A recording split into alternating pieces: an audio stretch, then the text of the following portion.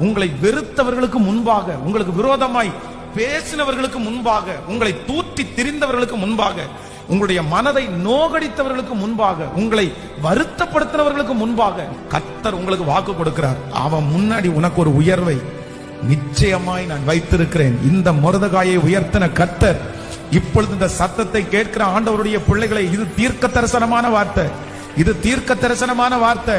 ஆண்டவர் சீக்கிரமாய் ஒரு உயர்வை உங்களுக்கு தரப்போகிறார். அந்த உயர்வு சத்துருக்களுக்கு முன்பாக, ஆமேன், ஒரு உயர்வு உங்களுக்கு உண்டு. அந்த மனிதர்களுக்கு முன்பாக ஒரு உயர்வு உண்டு. அவர்களுக்கு முன்பாக நீங்கள் ஒரு நாள் நிற்பீர்கள். அவர்களுக்கு முன்பாக நீங்கள் ஒரு நாள் அலங்கரிக்கப்படுவீர்கள். அவர்களுக்கு முன்பாக உங்களுக்கு ஒரு வஸ்திரம் போடப்படும். அவர்களுக்கு முன்பாக நீங்கள் குதிரையிலே உட்காருவீர்கள். ஓ ஹalleluya!